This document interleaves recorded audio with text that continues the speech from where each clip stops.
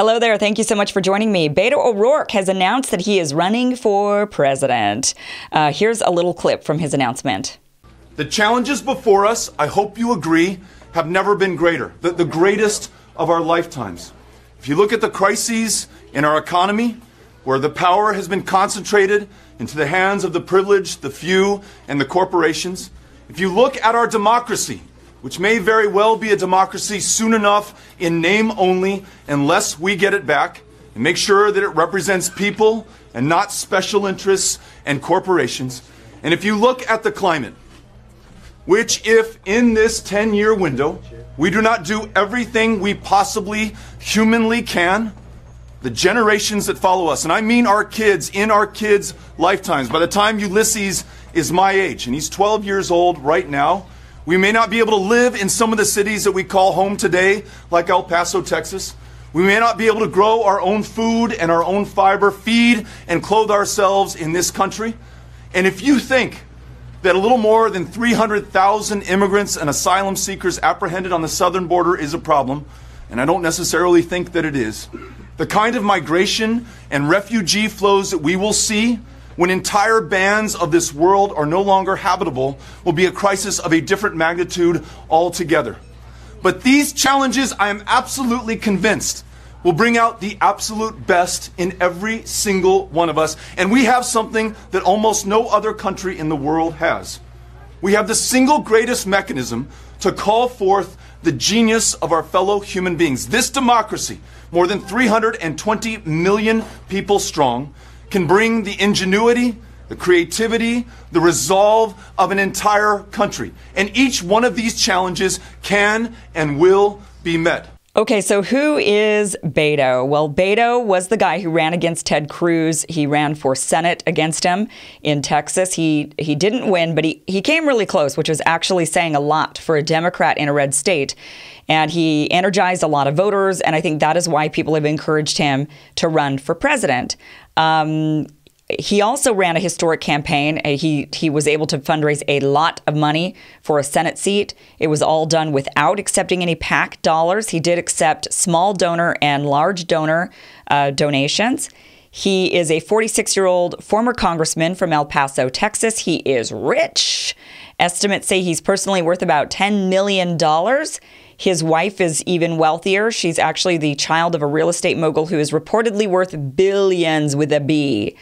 So his worldview is different than, the average everyday American, I would say. He ran his campaign, like I said, without accepting PAC dollars and largely accepting small and large individual donations. But is Beto a progressive? So that is the big question that everybody wants to know. No, he is not a progressive. And actually, what's great about him is he's not claiming to be one, which is kind of a first. A lot of these guys, they co-opt it, right? You have Hillary and Nancy Pelosi, and a lot of them calling themselves progressives, and they're not. Beto is not calling himself a progressive. I think he knows what a progressive is, and he's just kind of saying, oh, I don't really have a label. He is a centrist. So what do I mean by that? Well, as a centrist, he is going to consider your boss's needs over yours. That's kind of what centrists do. They believe in Republican trickle-down economics. What makes them centrist is that they also believe in maybe giving a little bit more to the little guy so that he doesn't complain so much. It's kind of the best way to sum it up. A centrist on the Democratic ticket would be somebody who has very much some Republican economic ideas, but they just don't want to be called a racist. That's kind of what that is. Now, there are Republican centrists as well. And honestly, a lot of times Democrats and Republican centrists could flip-flop and be on either ticket. So that's that. He does want to strengthen some social programs. He has said that he's open to Medicare for all. I'm not sure if he's really firm on that. He is saying that he wants to do something about climate change, as you saw in that video. He's not in favor of a Nordic model, not in favor of really infusing the money into the middle class and the lower class, which then builds the economy. I mean, that's how you build an economy. The way you do it is you put a bunch of money into the middle and lower class, because what do? They spend it. What do rich people do? They hoard it. That's why it's a problem. Or rich people offshore it. So the way to really build an economy is through infusing the money into the middle class, into the lower class. They end up spending it. That supports the small businesses. That supports even large businesses. That is how you get money to circulate through an economy. Rich people tend to hold on to it. They store it. They can only spend so much of it, which is why rich people end up hoarding it. A lot of times, even if they're trying to spend it, they simply cannot spend all the money in the world. They can only buy so many yachts, so many cars, so many houses. They can only wear so much clothes and eat so much food. So that is why the whole idea of trickle down doesn't really work. I mean, theoretically, they're supposed to start jobs for people, but, again, that's effort and work. And sometimes rich people don't want to do that. They don't want to start a company and employ people. They'd rather just drink champagne and eat filet mignon. So that would be the problem with Beto, right? That centrist economic philosophy.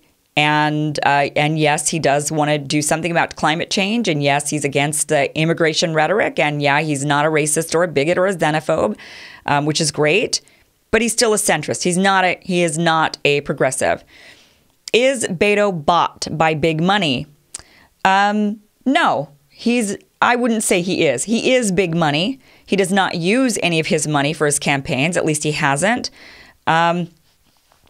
He has run pretty clean campaigns. He doesn't accept, like I said, PAC money, 0% PAC dollars. He has taken a lot in small individual donations and large individual donations. The criticism against Beto would be with the oil and gas money. Now, he was a congressman from Texas, where oil and gas is huge. That's a major industry in Texas. So he did receive a lot of donations. In fact, it was over $420,000 from individuals who work at oil and gas companies. Now, the criticism there is that some of that money came from oil and gas executives. It didn't come from any oil and gas PACs. But it did come from individual executives. They can donate up to $2,700. And it did also come from employees of oil and gas. That is something to look a little bit more into. I think that it is somewhat understandable considering he comes from Texas. It's not understandable if he's bought by the bigwigs. It's one thing to represent the worker at the factory or at the oil refinery or wherever it is. It's another thing to represent the interests of the bigwigs who are just trying to run off with a bunch of money. Those are two very different things. So I think it's worth taking a little bit more of a look at where that money came from specifically, and even more into his voting record concerning the oil and gas industry. He does seem to be pretty passionate about taking on climate change. I do think Beto is a genuine guy. What I like about him is, look, the guy is a centrist. He's not going to get my vote as a progressive. But what I like is I do feel like he's coming from an honest space. And I do like that he has turned his back on big money.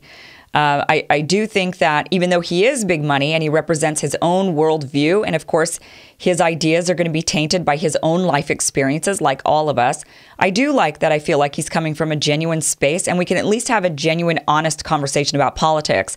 I would encourage this even on the Republican ticket. If there were Republicans that came out and they said, we're not taking big PAC money, which, by the way, there are a couple. If they said, look, we're not going to be bought, we're not going to take big money, we're just going to really express what we think is the best thing for the country, I can respect that and get on board with that. I'm not going to vote for him, but I could at least say, okay, great. I hope Republicans vote for that person. If they're Republican and they're going to vote Republican no matter what, I hope it's at least for the guy that's not bought. Same thing with the centrists. If you're a centrist and you really think centrism rules, then I hope you vote for somebody like Beto, somebody who's at least not bought, versus somebody like Klobuchar. Because at least then, when we're having political discussions, we can know that they're coming from an honest, genuine space, and you're not just puppeting for your donors. That you are instead representing constituents, representing people, representing workers, representing the middle class, genuinely believing what you say. That's what I would like to see more of. So I can at least say I can respect Beto. I can respect that he is the type of politician who wants big money out of politics, even though I do not agree with his centrism. I do not agree with that. But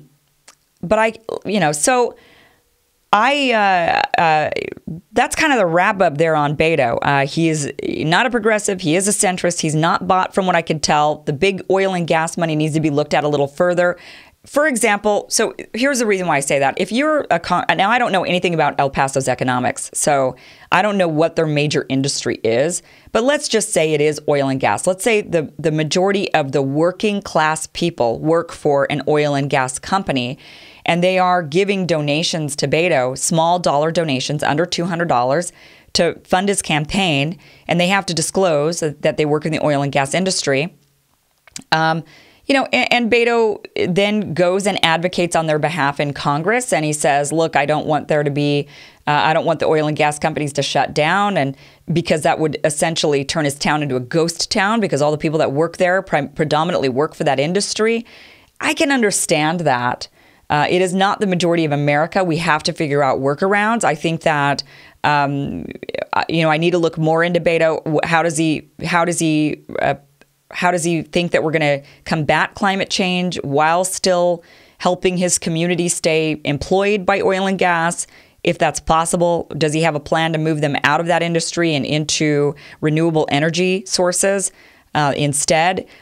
What would be smart, obviously, I think for a congressperson coming from any oil and gas community would be to advocate for any renewable resource companies to be built in their communities to replace the oil and gas industries. I think that would be a completely reasonable thing to advocate for, to say, yeah, we want to move to renewable industry, renewable energy, but we need to make sure that those people, that we're moving people out of oil and gas and into that industry as well. Same thing, we could do that with the health insurance industry as well. So there could be discussion on that. That was a side note. So that's the thing about Beto. I don't like his ideas. I think his ideas suck. But I can at least appreciate and respect that he is at least trying, and from what I could tell, by and large, unbought, not taking big, dark money, PAC money. And yeah, I would like to see more politicians like him running, not necessarily on the Democratic ticket, but even on the Republican side. This is the way our politics should run. It should be people who are not bought, people who are unbribed, so that we could sit down and have a genuine, honest conversation. I think if we saw more of this in our politics, that our politicians would be quite surprised when they find out that actually the majority of Americans are quite progressive. I think that would be a big eye-opener for them. Instead, they've kind of gaslighted everybody into believing that everybody's a centrist or maybe even right-leaning, when in reality people are not. So it's just that it's their donors talking when they're trying to gaslight America. But again, I do think that if we could come to the table and have these honest conversations, it will absolutely enhance and strengthen our true democracy.